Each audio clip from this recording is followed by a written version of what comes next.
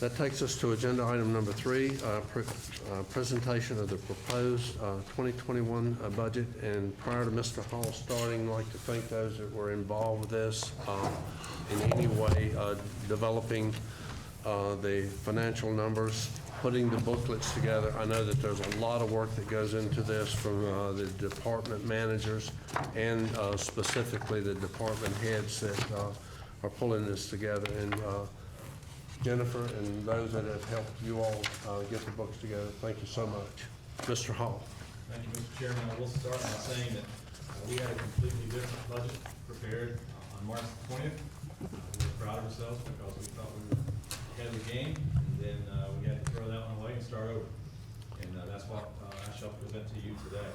I'll preface it with a couple of items. Of the folks who worked on this budget, myself, Bill Wagner, Darrell Jones, Richard Stanfield, Michelle Vine, Jennifer Gregory, I would say that none of us likes this budget. If you put it to a vote, we all voted down. But this is the situation that we find ourselves. The General Assembly is scheduled to reconvene on April the 22nd. The Governor's Chief of Staff said today that the Governor will recommend no new spending when they go back into session on April the 22nd. In other words, to rescind the new spending that they authorized as they ended the session. As I understand it, and I could be wrong on this because I was quickly reading through it, as I understand it, he will propose that to the Senate and the House of Delegates, and then they will all agree on what the path forward will be. But his Chief of Staff has said that he plans to rescind all new spending. So really what today's budget does is it buys us time until we can get past the meeting on the 22nd and see where we are. This budget will require tweaking as we go through virtually the rest of the fiscal year. This goes into effect July 1, and I can see us tweaking it for every month after that. I'm hopeful that those will be positive tweaks, that we can go back and put in some of the things that we took out, but we just don't know. There could be negative tweaks to this. And as I told staff, department heads this morning, we are down to the bone with what I'm going to present to you. If it gets worse, and it certainly could, we will be into the bone. We won't just be down to the bone. So I want to create not a negative image of what it might look like going forward, but a realistic image of what it may look like going forward. Start with a couple of authors. William Arthur Ward, the pessimist complains about the wind, the optimist expects it to change, the realist adjusts the sails. And then the great American poet, Bob Dylan, says the times they are a-changin', and change is here, whether we like it or not. This is what's driving everything. And the picture on the left side of that slide, you may not be able to see it very well, but that captures what I find solace in. The gentleman posted this sign because he couldn't walk in to see his wife in the emergency room, but he thanked the emergency responders for saving her life. And this is what we have become. We are facing things that we have never seen in our lifetime. And it's an ongoing, ever-changing landscape. Already more people have died in the United States than died on 9/11. And research shows that given the estimates of potential death between 100,000 and 200,000, that would put us over the combined lives lost in battle during World War I, Korean War, and the Vietnam War. So clearly, this is an epic event, and our response should be just as epic. We're facing something we never faced. I told you we had a budget on March the 20th. Threw it out, started over. We have had some highlights, and I think it's important that we don't lose sight of that. Just in the last month have we seen our world turned upside down, but the prior months to that, we were having a really successful year. We registered our lowest unemployment rate in over 20 years. Our CCAP facility opened. It's being used by Press Glass. Press Glass has produced its first product from the site in Ridgeway. It produced it. It came off the roll last week. So they are in business at their site. Section 6B of the Dick and Willie opened.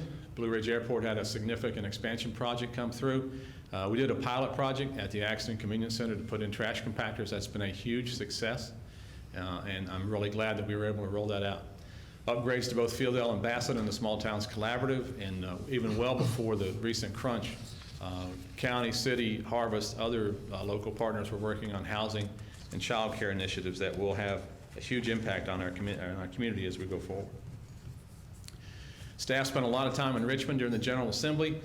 We advocated for the Southern Connector project that remains alive and kicking.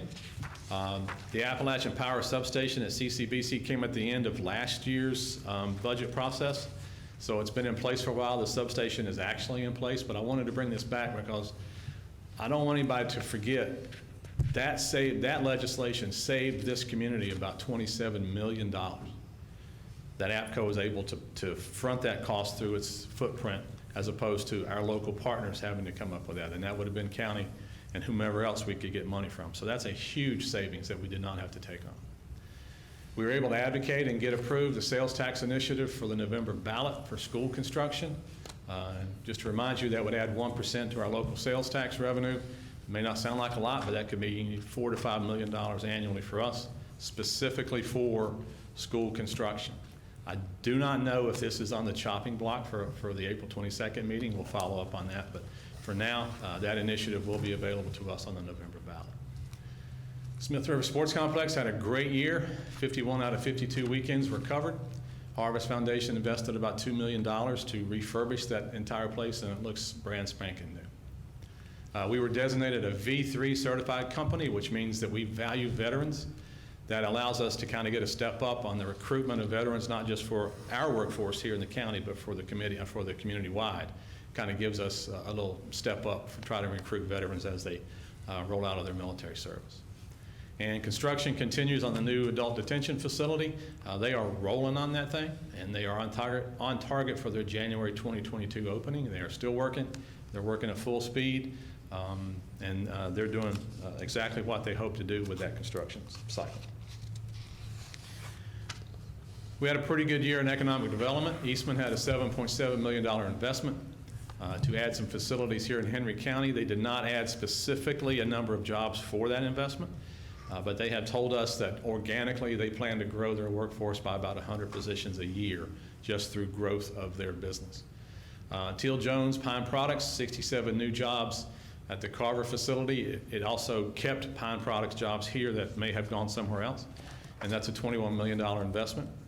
DRP Performance, 13 jobs, $1.1 million investment. This is Lenny Doughton's group that relocated from Franklin County.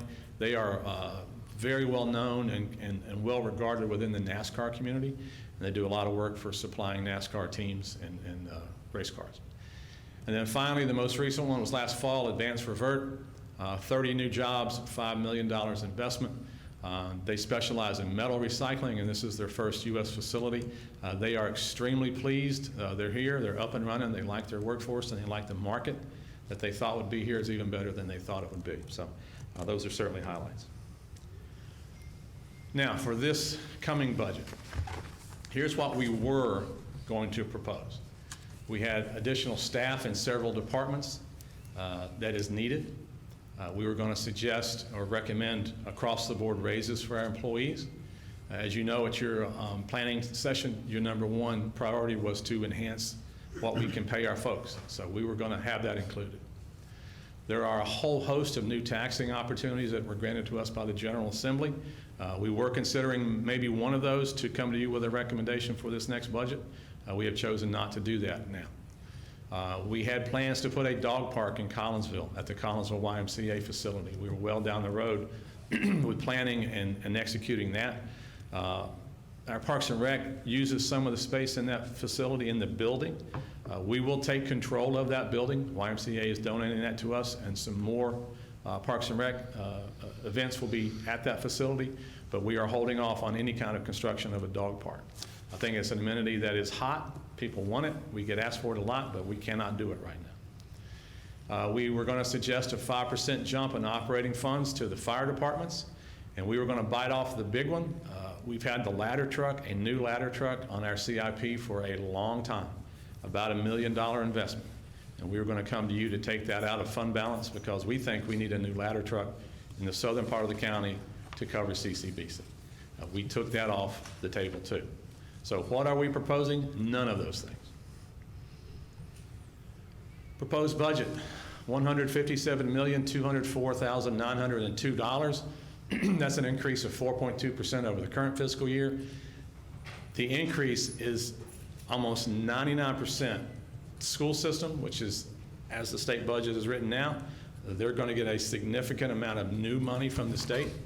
The Children's Services Act, which we call CSA, that program takes into consideration assistance for at-risk youth, foster care, that sort of program that enhances the lives of those who kind of live on the edge a little bit or live on the outskirts. That is going to double. In 1 year, we're going from $1 million in expense to $2 million in expense on that particular expense cost center. And those costs are going up because more kids are in foster care. More service providers are charging us more money to provide those services to the kids who are partaking of them. So that's a huge number that we're going to absorb within this next budget. We are recommending level local funding for the school system. That's $18,925,432. As I said, the state has proposed some significant increases in school funding. Whether that stays on the table or not, I don't know. But we are not in a position with this bare bones approach to enhance that local number.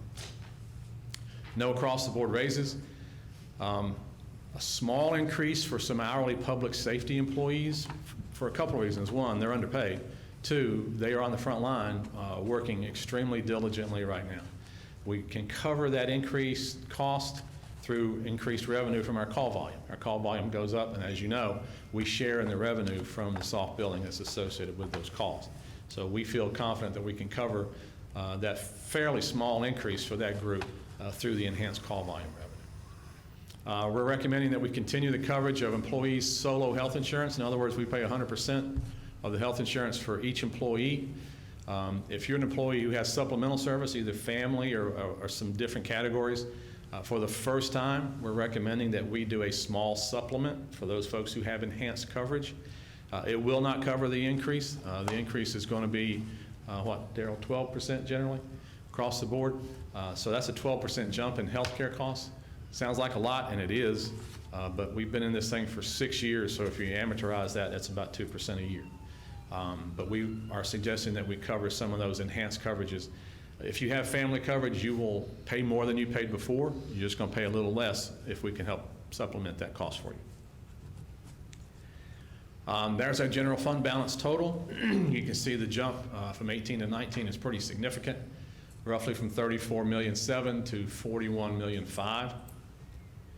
This is our unassigned fund balance, which is generally what we consider to be our savings account. It helps us when we go to the bond market for projects, that sort of thing. Jumps from roughly 22.6 to almost 28. This may be money, this will be money that we will have to tap into. For instance, this amount will include what we owe as the jail debt service starts next fiscal year. So that will come out of this number. Revenue and expense items of note. Our sales tax revenue is projected up 6.9% over the previous year. Don't get giddy about this. The jump is really a one-time jump because the state began to collect online sales tax, and that caused a significant jump from last year to this year, but we think it will level off as we move forward. Food and beverage tax is level, we hope. Lodging tax is down. Our revenue from fines and forfeitures through the court system has just plummeted. And I don't know why, other than either they're not getting paid or not getting collected or what, I don't know. But that's a fairly significant revenue stream for us that is going to be less than lucrative in the next 12 months. And again, there's the CSA costs. Emphasize that they will double in 1 year, from roughly $1 million to roughly $2 million that we have to pay. We have no choice. Our budgeted legal fees under the Board of Supervisors, those are up significantly so that we can prepare for our defense against the city's reversion attempt. We will need some legal representation and legal work, so that line item is up. The assessor's cost center is up 12.8%. This will be a reassessment year, and when they're in the field, every 4 years their costs go up to collect that data. General Registrar's Cost Center is up 7.7% to address several new voting initiatives that have been instituted by the General Assembly. I don't see these being rescinded. There are several new voting opportunities that have been voted in, which I think is a great idea. Unfortunately, the state's not paying for them. That's an unfunded mandate that localities will have to absorb. So that's why that number is up. Gateway Streetscape, this board has dissolved that organization effective June the 30th. On the county side, we will absorb those duties within our budget. For the county only, we won't be doing the work in the city. But for the county projects, we will take that in-house, and that's a new cost center that we have called Community Beautification. Excuse me. Outside agencies, we have 29 that we fund. 14 of those 29 ask for more money. We are recommending level funding except for that second section. Anchor Commission asked for more money, and we are recommending that it be included, and here's why. They currently work Monday through Friday, and they have young men in that facility who have nowhere to go on the weekend. So then we pay to send them to WW Moore for the weekend.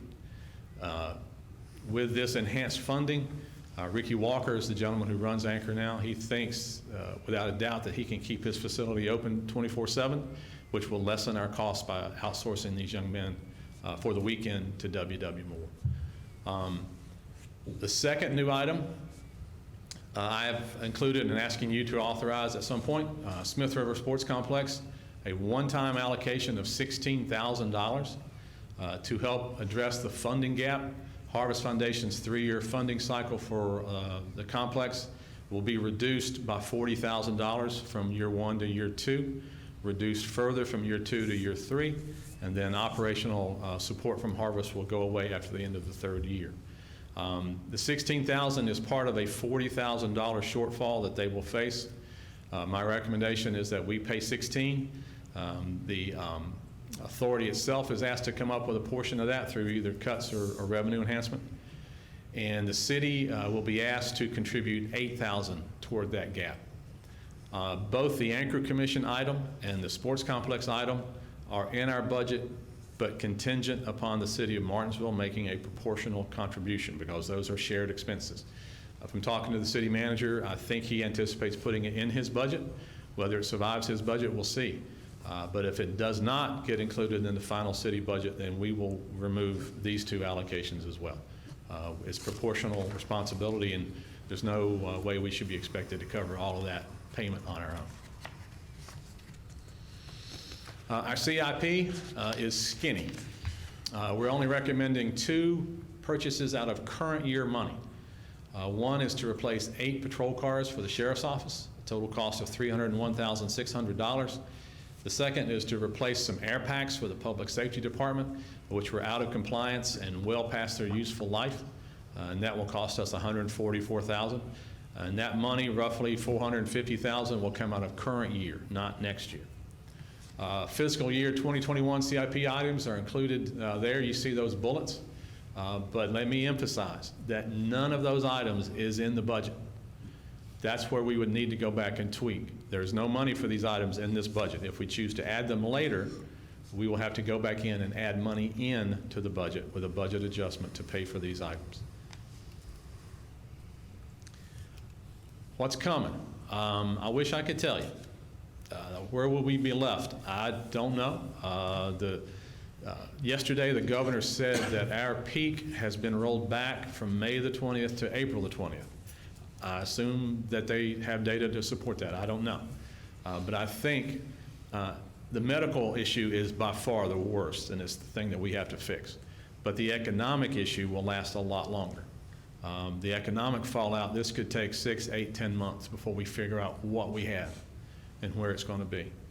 So we better be prepared to stand down on any significant expenditures that are not included in the budget. The city has begun its reversion process. Where that goes, we'll find out, but it's on the table now. We need to pay our people more, and it broke my heart to take that out because we got folks working their hearts out, especially in the last month, but they always do, and we cannot compensate them adequately. I would really like to address this as we go forward and the market shows that we can do it, either with a stipend at some point during the next fiscal year or with a salary increase at mid-year. But I think it's going to take till mid-year till we figure out where our footing is. With all this going on, the census is important. I have a real concern that people aren't going to get counted for a host of reasons, but a lot of them don't want people coming to their door right now, and I can understand that. You can do it online. You can do it through the mail if you've gotten that. Those are simple processes, but I think there's going to be a lot of hesitation, if you haven't done it already, to fully be involved. And that is extremely important for us. We get grants based on our population. We get retail opportunities based on our population. We get representation in Richmond and in Washington based on our population. And those are generational issues that need to be held up. Succession plans, we had 9 people retire this past year from the county with a combined 206 years of experience. We have another 31 that can retire within the next 5 years. And that does not even count the sheriff's office, where they have some folks who are getting ready to retire or just have recently retired that take a lot of institutional knowledge and just terrific employees, but they're moving on to the next opportunity. General Assembly gave counties a whole host of new taxing options. It's kind of like the dog that caught the car. We've been asking for equal taxing authority with cities, and we haven't. A lot of that can be implemented just by a vote of the 6 of you. We did not plan to bring multiple opportunities to you even back a month ago because we want to work our way into some of this stuff. We will need more money. We will need more money next year. We will need more money the year after that. I just don't see us getting through what's in front of us in the next 24 months without an opportunity to raise some revenue. It is not on the table for the next 12. There's no way we could ask people to pay more given the circumstances in which we find ourselves. And then reassessment next year, I'm hopeful for some growth from reassessment, but we'll see as our guys hit the road. And that's probably the most apropos slide on the whole thing. Anybody who tells you that they know what's going to happen in the next month or 2 months probably needs to be drug tested because they can't be trusted. Couple things that we're going to ask you to do to take action on. This is unusual. Sometimes we take questions from you at the presentation as we do it upstairs. We would ask that you take this home, and if you have questions that you want to share with staff, by all means reach out to us. But we are asking that you postpone the work session that was scheduled for this Thursday at 5 o'clock to be determined on a new date after we get past the April 22nd General Assembly reconvention. And we would also ask that you push out the public hearing that was advertised for April the 20th for the same reasons. We will reschedule both of those, possibly in the last week of April, first part of May. This does not impact us from a legal standpoint. We always try to finish our budget early. What we're doing is really pushing it back a month. So if you push out the work sessions and the budget public hearing, we can still meet our legally obligated deadlines. We would just ask you, in a perfect world, we're going to ask you to adopt the budget in May, appropriate it in June, when we normally do adoption in April and appropriation in May. We're just pushing it out a month. And we are cognizant of having a public hearing and putting public at risk. So when we set the public hearing, we will also advertise. We have set up a special email account for budget comments for that public hearing that folks can email their comments, and we will read those into the record at that public hearing. And we also will set up a hotline that folks can call to give their budget remarks, and we will read those into the public hearing minutes as well.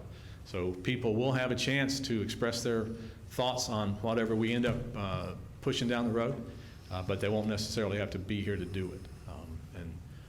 We felt like we needed to offer that opportunity to be completely transparent with what we're doing. So I'll be glad to answer any questions specifically to what we've talked about.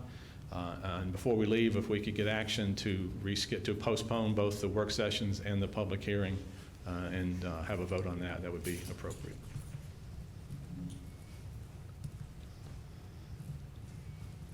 Okay, any questions or comments at this time prior to? Okay, with the recommendation of the county administrator, we need to make I will accept a motion to adjust the budget calendar to postpone the scheduled April 9th work session that would have been this week. Also, for a date to be determined, and of course, that's backing up from any adoption, we will reschedule the public hearing that was scheduled for April 20th. We will also set the May meeting for the adoption of our budget and the June meeting for the appropriation of the budget. So moved. Second. We have a motion and a second. Any discussion? All in favor? It's 6-0. Thank you. Mr. Hall, are there any other items of business that we need to consider? No, sir. Board members, do you have any other items of business? No. If not, I'll accept a motion for adjournment. So moved. Have a motion and a second. All in favor? It's 6-0.